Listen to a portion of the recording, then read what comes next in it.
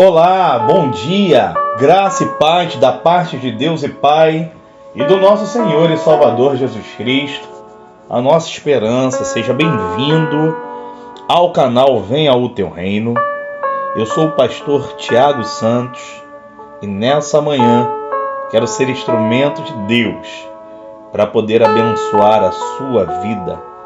Quero ser instrumento para fortalecer a sua fé, para você se tornar um gigante em Cristo Jesus. Eu vou começar uma série de devocionais sobre heróis da fé. Nós vamos caminhar sobre o versículo Hebreus 11:38. Aos heróis da fé, o mundo não era digno deles.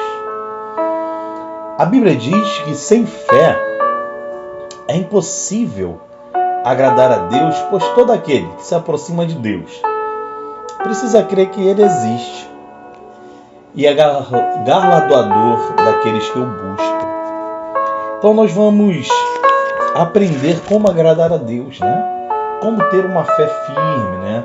Uma fé que gera convicção, não emoção, mas uma fé que esteja balizada e baseada na rocha.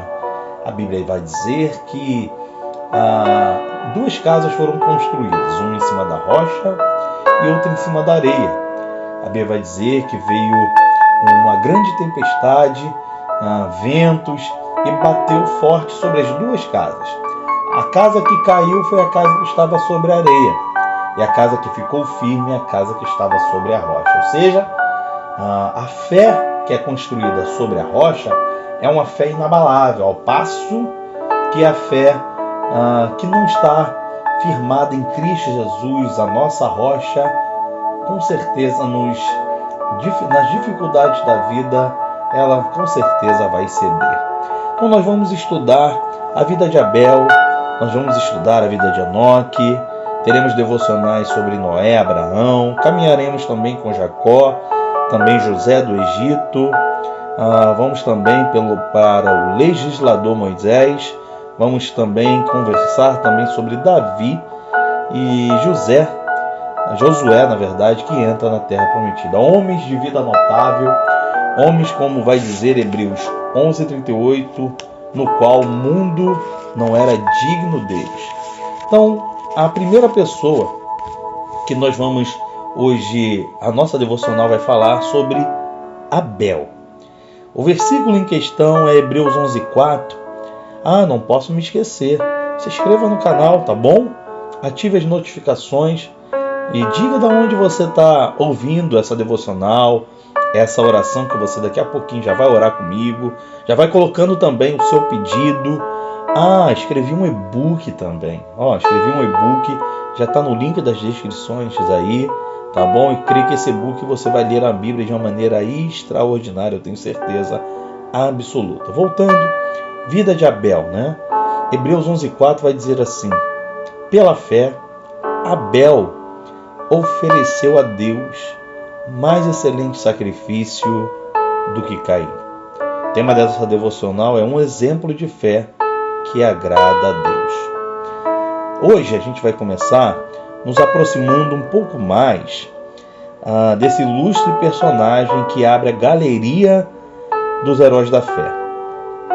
A vida de Abel é um firme exemplo de fé e adoração ao Senhor, além, é claro, de tipificar o nosso Senhor e Salvador Jesus Cristo. Contudo, antes de nos debruçarmos sobre esse exemplo, cuja história está registrada em Gênesis 4, permita-me fazer algumas considerações iniciais que julgo ser importantes. É fato que, no mundo secularizado de hoje, existe fé, e não se trata apenas de um tipo, sabe? A fé secularizada segmenta a vida em caixas. É fé no homem, é fé no dinheiro, é fé nas experiências sensoriais, no jeito e na vontade individual. Se dá prazer, né? Então é bom. Pensando assim, neste contexto, fé é uma produção humana. Aliás, ela está ancorada no mérito de cada um. O tamanho da fé é o tamanho do bolso. É a medida da extensão da influência social ou da fama. Por conta disso, precisamos entender, você que me ouve, qual é a fé que agrada a Deus. De que tipo de fé a Bíblia está falando para a gente nesse dia? No texto em questão, Hebreus 11:4, fé tem a ver com persuasão, crença, convicção. Diria que se trata de um dom ou uma ação de Deus, sabe? Que nos convence de suas verdades, de suas promessas e de seus atributos, à medida que vamos trilhando o caminho do discipulado. Quanto mais fé temos, mais conquistados fomos pelo Senhor, que, segundo os Hebreus, é o autor e consumador da nossa fé. Nele, a fé nasce. A ele tem que ser direcionada, ou seja, Cristo é a base e a finalidade da nossa fé. Ao abrir a galeria das celebridades, o autor fala de uma fé que reconhece o mundo como resultado da criação de Deus. Nesse ponto, vale a pena pensarmos. Não se tornou a narrativa bíblica da criação apenas um mito para nós, no mundo onde teorias como da evolução e também do Big Bang são tão endesados pela ciência? E o que dizer dos discursos mais amenos, como atribuir a Deus o título de arquiteto do universo, mas não de criador? Poderíamos falar também da falta do reconhecimento da ação da Trindade na criação do universo. Sim, nem todos conseguem ver Cristo e o Espírito Santo ali, que é lamentável. Mas se a dificuldade começa no campo das ideias teológicas, ela aumenta quando chegamos à esfera prática, sim, do testemunho. E é sobre isso que a gente vai falar. O texto diz que Abel obteve pela fé o testemunho de ser justo. Isto é, sua conduta foi apropriada, equitativa, reta, muito embora, como veremos, a base de sua postura não era um rito em si. Sua religiosidade ou esforço pessoal antes passava justamente pelo reconhecimento de sua incapacidade. A adoração surgia da declaração de competência e não a celebração da vaidade. Queridos irmãos e prezadas irmãs que me escutam nessa manhã, presta atenção. Quando o assunto é testemunho, todos nós estamos em dívida, não é mesmo? De certa forma. Genericamente falando, alguns pecam no testemunho justamente porque querem ser santo demais, religioso demais, moralista demais. Outros, por sua vez, também pecam pela ausência de princípios, não é mesmo? Pela vida sem regras, sem respeito à consciência alheia, enfim. A gente vive tempos e dias difíceis, e a pandemia, para pensar, traz à tona quem somos de verdade. Mas assim sendo, devemos pensar em como anda o nosso testemunho dentro da nossa casa, com o nosso cônjuge, com os nossos filhos, com os nossos vizinhos, com os colegas de trabalho, enfim, as vidas, que nos rodeiam diariamente. Sabe, o porteiro do prédio, o rapaz que lava o seu carro, o cabeleireiro que lhe atende ou o caixa do supermercado, essas são as pessoas às quais o Senhor nos convida a dar testemunho do seu amor e perdão. De nada nos adiantará ter fé para cantar, pregar, orar, se não tivermos fé para testemunhar. No texto que lemos, a fé de Abel apresenta como a sua vida e a sua oferta foi agradável a Deus. Mas por que isso aconteceu? Pare para pensar, porque a oferta de Abel era a extensão da sua vida. Tudo que ele administrava pertencia a Deus. Essa era a sua consciência. diferentemente da oferta de Caim. A oferta de Caim representava o seu esforço, o seu desejo de honra. Isso fica claro quando a reprovação do Senhor lhe suscitou o ódio pelo irmão, levando a matá-lo. Na oferta de Abel, o sacrifício do animal e o derramamento do seu sangue eram elementos que representavam o mérito de Deus, a graça, o sacrifício que Cristo realizou por nos amar. Assim, quando a gente age pela fé, a nossa vida e as nossas ofertas se confundem, sabe?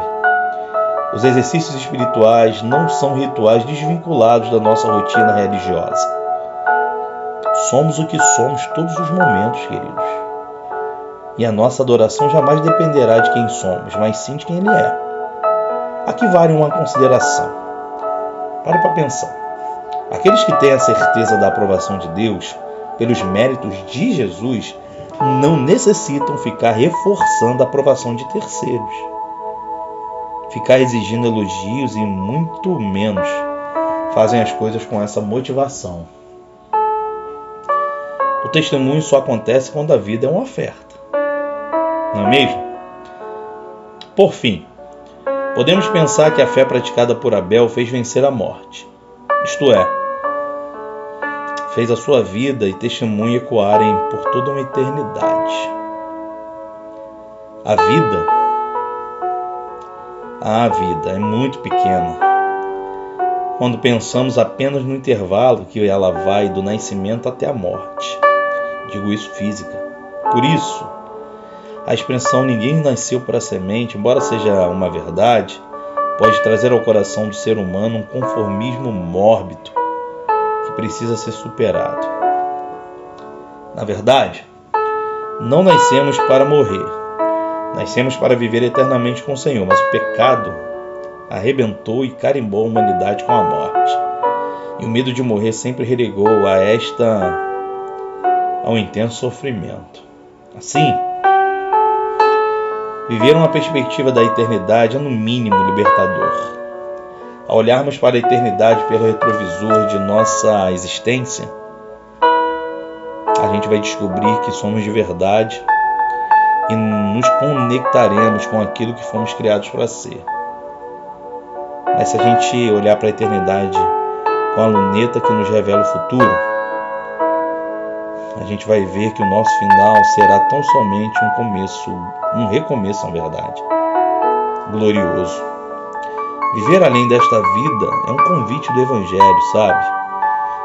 Isso deve impactar totalmente o nosso estilo de vida, até a forma como a gente se vê ou nos vemos. Quem decide viver assim não morre quando seu corpo vai para baixo da terra. Na verdade, a sua história, seu legado, seu testemunho vai ficar se reverberando ainda mais fortemente. Lembro agora de William Barclay. Ele é um renomado comentarista bíblico, quando ele descreve essa realidade com as seguintes palavras: quando um homem deixa esse mundo, pode deixar algo como um veneno que se filtra na vida, ou também pode deixar algo maravilhoso que brote e floresça sem fim. Deixa uma influência de bem ou de mal. Cada um de nós, quando morre, presta atenção, ainda segue falando. Que o Senhor nos conceda a graça de deixarmos um rastro de bênçãos para a vida dos que vêm depois. Assim foi Abel. O texto, dentro do contexto que nós lemos de hoje, vai dizer assim que mesmo que depois ele foi morto, as obras dele continuavam a falar. A nossa fé precisa fazer sentido, sabe? A nossa fé precisa ser real, não um sentimento emocional, mas uma convicção na rocha que é Cristo Jesus. Se você precisa ter uma fé de Abel, forte, firme, ore para o Senhor assim: Senhor, Tu és o autor e consumador da nossa fé, me ensina a viver na perspectiva da eternidade, Pai. Que a minha fé nos méritos de Cristo sustente o meu testemunho, a fim de que a minha vida seja um hino de louvor ao teu santo nome. Que minha vida honre ao Senhor, que minha família te glorifique, que meu trabalho te traga adoração, que minha forma de ver, enxergar e sentir o mundo seja com o teu coração. Reconheça as minhas fragilidades, reconheça as minhas debilidades e as minhas mazelas, mas em nome de Jesus, me perdoa os meus pecados e me dá um coração de Abel, em nome de Jesus. Amém. Você fez essa oração? Essa oração para ter o coração de Abel?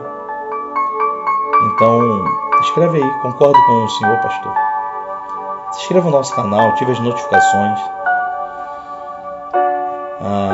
Segunda-feira a gente vai continuar essa série e vamos falar sobre um coração de Abel em terra de Caim. Tenho certeza que Deus vai abençoar a tua vida. Compartilhe esse vídeo, compartilhe essa devocional, compartilhe essa oração com alguém. Não se esqueça de inscrever no canal e tenha fé de Abel em nome de Jesus.